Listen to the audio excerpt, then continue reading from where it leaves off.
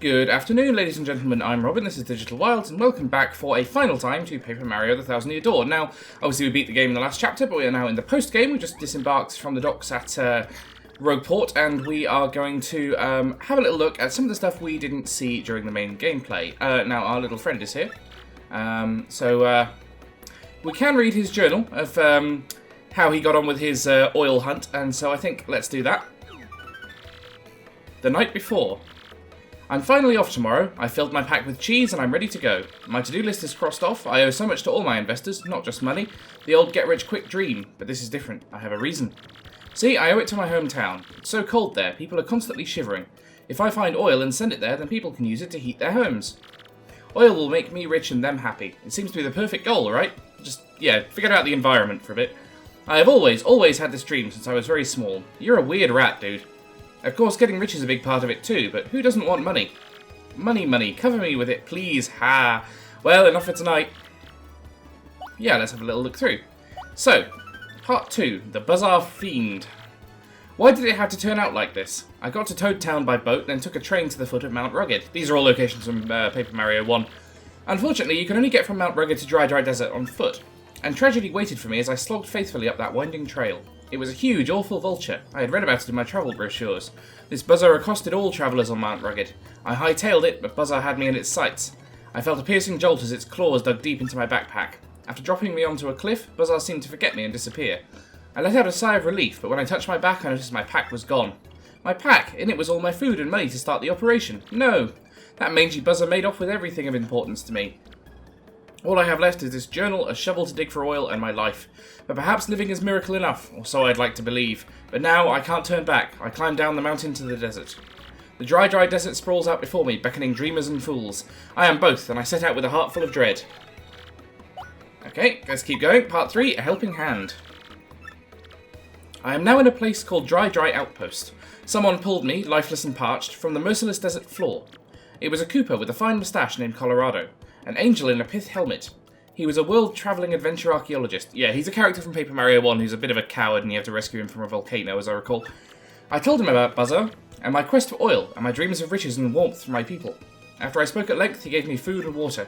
I asked him why he should be so kind, and he looked into the distance and said, "Turning one's back on an ambitious dreamer invites others to do the same to you, old boy. I just want to believe in every dream this sad old world can muster." This guy, he still chases his own dreams, dusty dreams of archaeology. We stayed up all night discussing each other's dreams. It was great. Okay, Part 4, A Reliable Guide. I am now at Desert Oasis. After Colorado left, I set out from Dry Outpost to find my digging point. But the desert is so wide, it's impossible to find anything without a guide.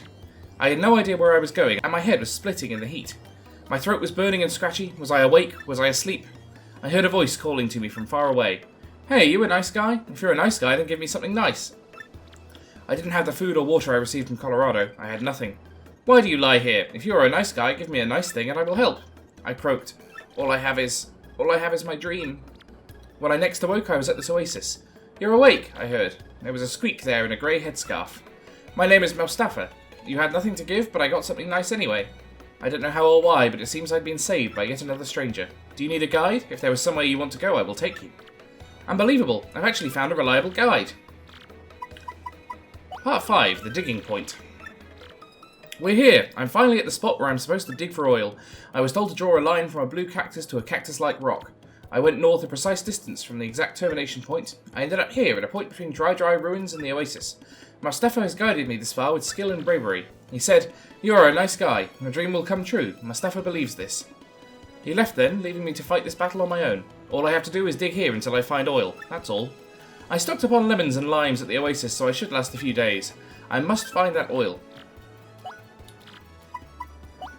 Part 6, The Long Dig. I am digging for oil now, and my hand shakes as I write these, perhaps final, words. I have been digging from sunup to sundown, but still no sign of that sweet crude. Maybe I've just picked a dry spot, in this cursed desert. But I'm sure this is where my lovely told me to dig. Yes, I'm sure of it. There's no more food or water, and even my hopes have dwindled to nothing. Ah, this is it. My dream dies here with me under these unforgiving skies. My dream. My... Wait, no, this is not it. My dream is of something else. Yes, something else. Dig. Keep digging. I must keep digging. Arms, move, body, work, find, oil. So what's the last part? The wrap-up. I am now on a boat back to dear Rogueport. I did it! I finally struck oil in that dry desert. I have left the day-to-day operation to my men in the field and now return home. It all came true. Striking it rich, finding oil, my dream. But somewhere along the way, this became more than just my dream. So many people have helped to make this dream happen. So many. You had nothing to give, but I got something nice anyway. Dear Mustafa. I just want to believe in a dream that this sad world can muster. Ah, Colorado. People who lent me money and gave me food and showed me the way. So many hands reaching out to help me. I must do something for all of them. That feeling has pushed me even harder. I must share this feeling with the people who helped me as I struggled. I must share these words that have seared themselves into my heart. Dreams come true. Lumpy. So, yeah, you get this really quite long and quite nicely written little diary from Lumpy the Rat, who, yeah, I would have liked it if he'd come back to Rogueport with, like, a little top hat on and a cane to indicate that he's rich now, but, like, that's such a nice little side quest. I think that's just there to give you coins if you invest early on. Like, there's quite a lot you get from that. So, yeah, that's the first thing.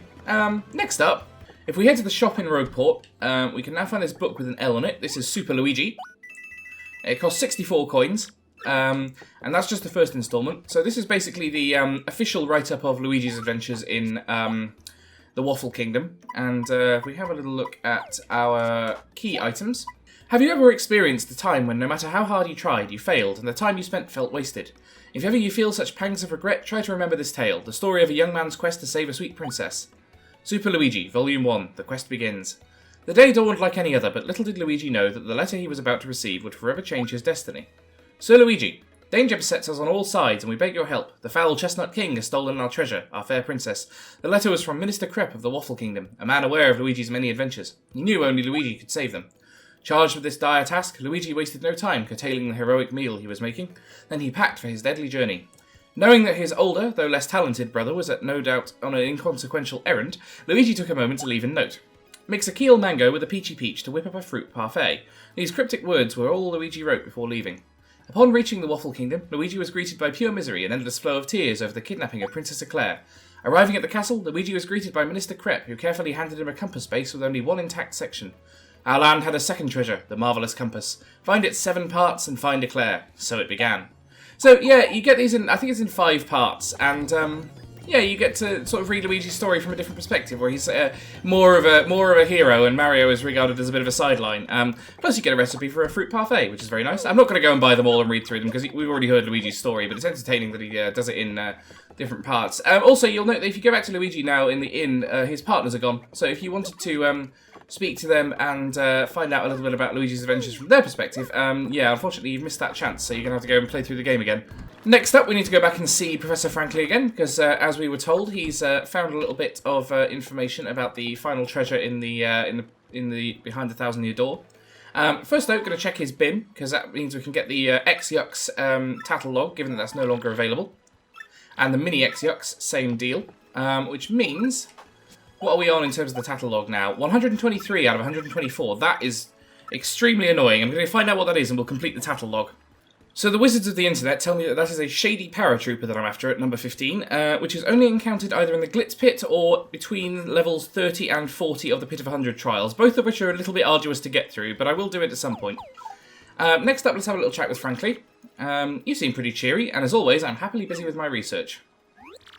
By the by, do you know what was in that treasure chest we found in the palace? It contained a dried shroom.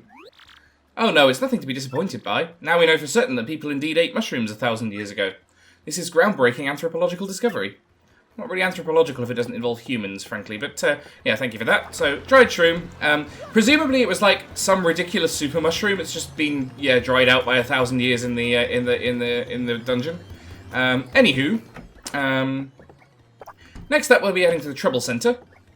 And don't worry, I'm not going to do all of these. But basically, these are little mini-games that you can do to extend the game, the life of the game a little bit. And you basically, don't get much for them. Most of them only give coins. But there's a few that are kind of important for unlocking more content. So I'm going to do these. So first up is Kupook.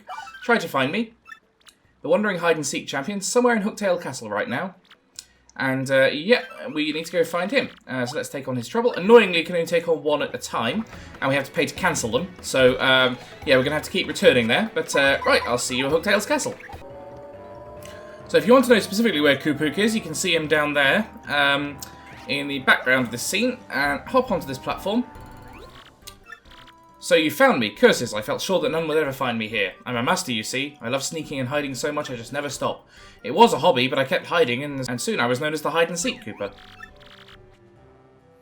Ah, so you used to be a neighbour of Koop's. Isn't that a good idea of me to speak to him with Koop's out, actually? Yeah, the same Koops who always had to be it when we played hide-and-seek.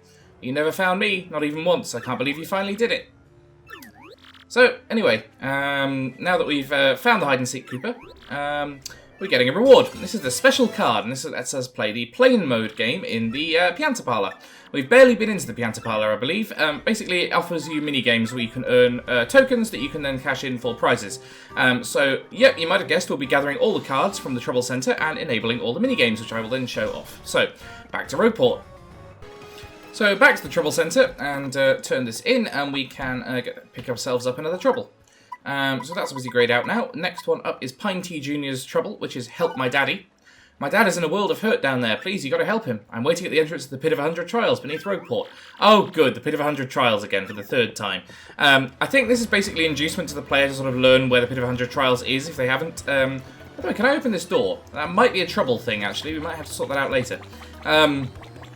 But yeah, so, yeah, down to the pit, and we'll be sorting that out with all due haste. Okay, so here we are. Let's have a little chat with Pine Tea Jr. And, yeah, he's down in the Pit of 100 Trials, and, yeah, said the only way to support us was the pit's treasure. Oh, dear. Well, I've already got the treasure, so, unfortunately, that's not going to work for him. So I'll skip down to where he is, and if I find a, shady paratrooper along the way, I'll tattle that for, to complete my, Pokedex, as it were. So, see you in a minute. So, we found this, knocked out toad down here, and, we'll have to take out this pokey first. Shouldn't take long.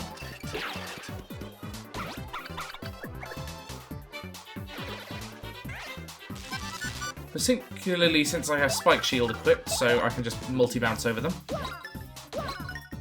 Doing ridiculous damage to early game enemies now, it's great.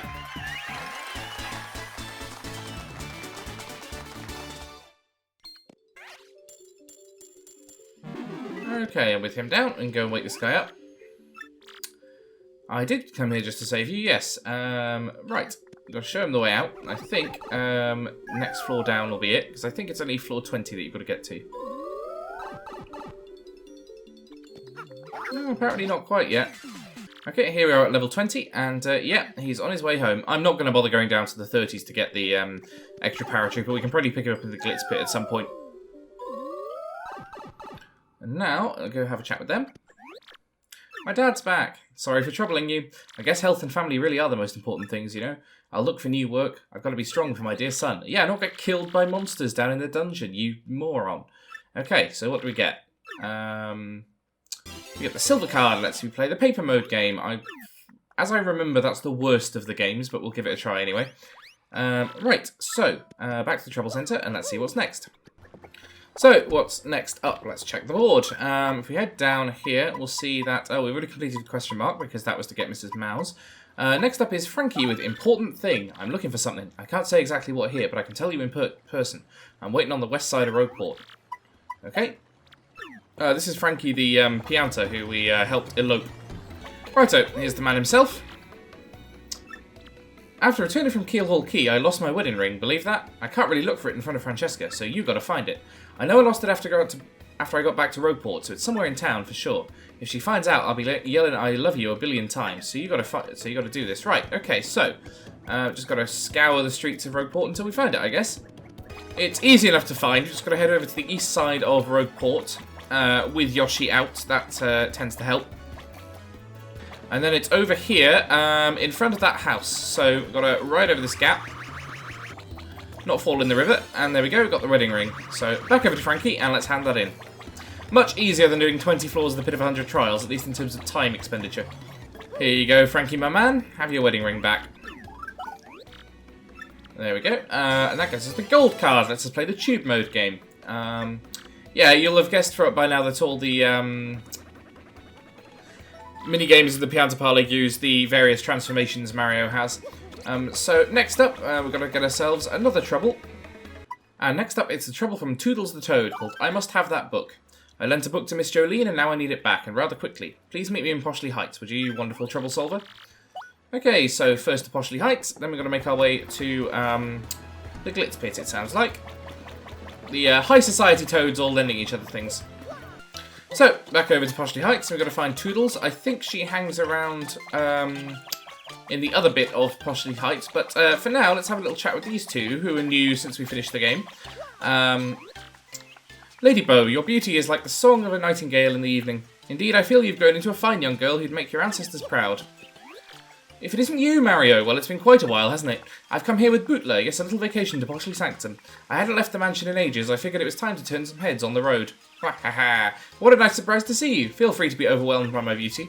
If you're not aware, she's a partner from Paper Mario 1. She was a Boo that joined you when you were fighting a sort of grubber XP called Tubba Blubber, and she joined you in from her posh mansion and could float around slapping enemies. Kind of like the Madame Flurry of that game.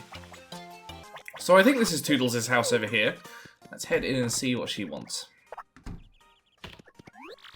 Rather nicely decked out house for a room that is basically inconsequential to the game. They put a lot of effort into this. Right, okay, we've accepted her request of trouble, and very much want to read a magazine I lent to Jolene. But she lives in Glitzville, and that's very far from here. Could you go get it for me, you resourceful wizard you? Yeah, okay, so we'll head back over there. This is going to involve quite a lot of pipe work, but I'll go over to Glitzville now. Okay, so we find ourselves back in the Glitz Pit. I'm not planning my comeback fight quite yet, but we need to go and see the boss, wherever she is. I can't quite remember where her office lives. It's one of the ones along here, isn't it? That's the champ's room.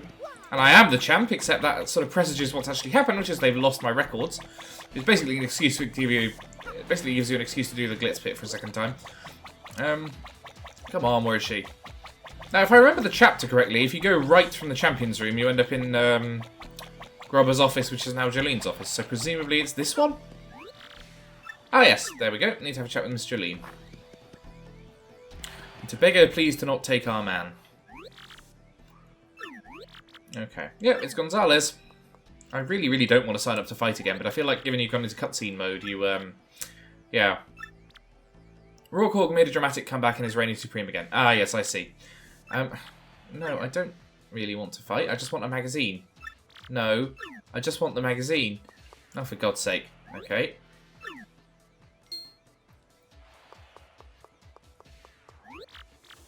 You don't really get much if you go back through the Glitz Pit. There's a slightly different roster because there's like one guy who joined, otherwise it's exactly the same. So, yeah. That's not quite what I wanted you for, though. I want a Toodle magazine. Come on, where is it? Has she lost it?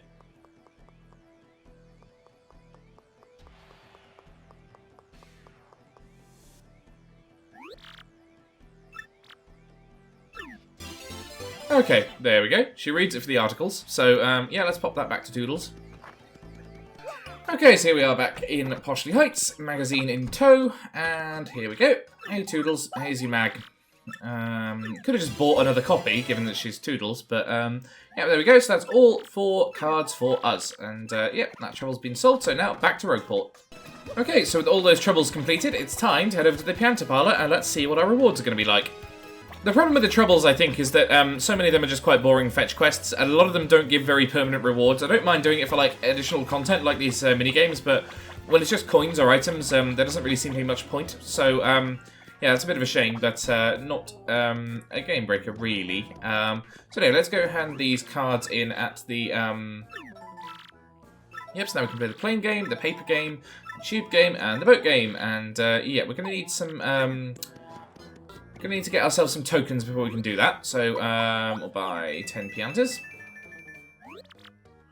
And there we go. These are a more reliable way to get Piantas than playing the slots, because there's a much higher chance of winning. So we'll play the playing game first.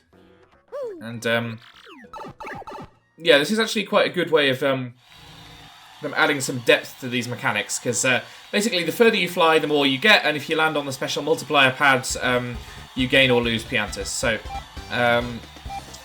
we'll see how far we get. Obviously, if you fly through Piantas in the air, you'll get additional revenue from that as well. So 312 there. Plus we picked up a couple in the air. Have we made back as many as we spent on the flight? Yes, we have. So there we go. We got 12. And now we can play again. And now we're up 2. So I'll keep playing this and we'll see what kind of rewards we can get from the Pianta Parlor.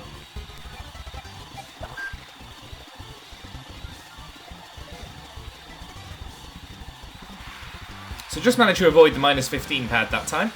And do we get ourselves up to... Yeah, we got 11 from the distance that time, plus picked up another 3 in flight. Okay, so we're into profit.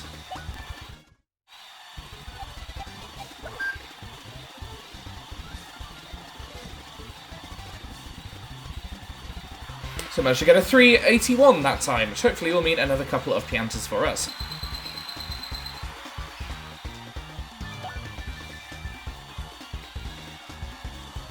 Great, so now we're up to 20. Give this another couple of goes, and then we'll move on to the next game.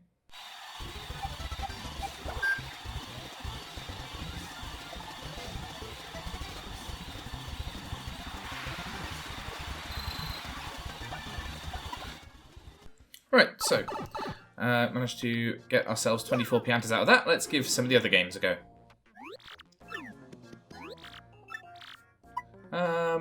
Let's play ourselves the paper game. And this is the one of the less good ones, I'm afraid.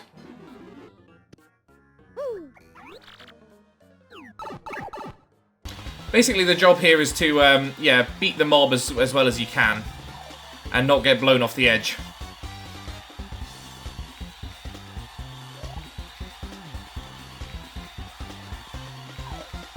And you can take risks like staying in not side-on mode for as long as possible to try and get ahead of them when they flip back. But yeah, generally it's just your kind of standard race thing. And it's fairly easy to win, as you can see. Just flip when they do and flip back when they do, and yeah, you'll generally stay ahead of the pack. And there we go, over the line. Number 1. But there's not much depth or challenge to it, and you only, yeah, managed to get 20 a go, so it doesn't exactly rack up your Piantas very quickly. So I'm going to quit that now, and we'll have a look at the other ones. Okay, time for the tube game. That costs us 10 Piantas as well.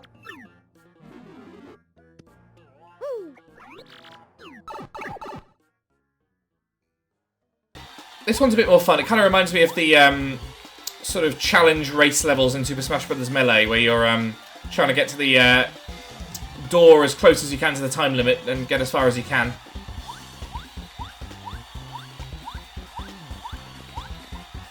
And yeah, if you fall off, that's your 10 Piantas gone, son, so you want to be a bit careful.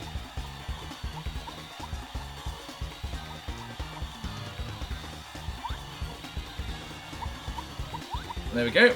And try and avoid falling off down here.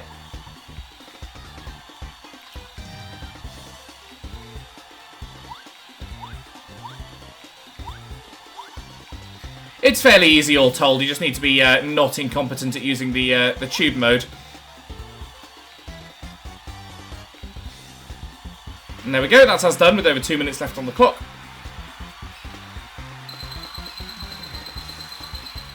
Which I think we then cash in for additional Piantas, but yeah, not much in the way of gain from that, I only got 13. So let's go back and let's try out the boat mode. These games, while they're only a bit of fun and they're not that great in terms of gameplay, they do really speak to the amount of effort that went into this game. That's something that is only unlockable by doing a challenge quite late on in the game. Then has this level of effort and love put into it. There's a lot of visual presentation stuff that does not appear in the rest of the game. So it's really quite nice to see. And yeah, again, it's basically a case of getting around the course as fast as possible and possibly picking up some bonus Piantas on the way. But yeah, it's not exactly going to be groundbreaking in terms of gameplay. Try not to get sunk, that's the main advice, but, you know, it's not too hard not to do. Nope. Once you learn the patterns, at least. Ah, dear, there we go. Fortunately, it doesn't end your run, you just get, sort of, yeah, pushed out further down the track. And there we go. 1 minute 21 left on the clock. Boat intact, not too bad at all.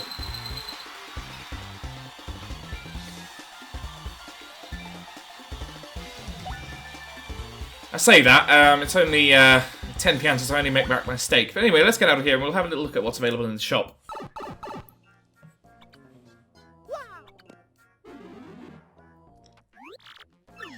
Okay, so can we, trade in winnings and see what we can get for our piantas. Now, it's a bit annoying because there's not that much that's really good in this shop. You can get yourself a refund badge, which is kind of okay. Gets you some coins back if you use an item. Power rushes are useful to stock up on if you're doing like a Danger Mario run. You could get like 10 of those and just like ramp your damage up ridiculously high. But that's kind of just cheesing the game at that point. And then money's all right. You get more money, but I'm already nearly at max money. 3 gold bars is only worth I think 300 coins, so it's not much. And the rest of this is all just stuff that you can get throughout the game normally. So honestly, it's not really worth it. But yeah, I'll have a little chat with Don Pianta while he's here. People were blowing their dough when the sky went dark. Yes, he's always hustling. And if you have a look at the Game Boy over here, you can have a little look at your high scores.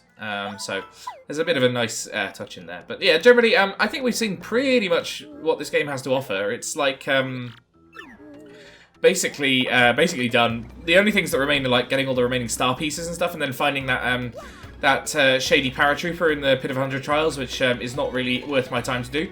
So I think we'll leave it here. This has been a really fun video series, and I hope you've enjoyed it. But yeah, I pretty much showed you everything that Paper Mario 1000 Year Door does. Except I just found another star piece, apparently. Yeah, I'll leave that for now. If you want to keep following my exploits, you can watch Mother 3, which is now coming out on the weekends. And I'll be dropping in with some stuff midweek, like continuing the Fallout New Vegas series and so on. So keep an eye on that. And if you want to help me grow the channel, you can always subscribe. And I'm also on Patreon at patreon.com/digitalwilds. Thank you very much for watching. Thank you very much for listening. I've been Robin, and I will see you next time.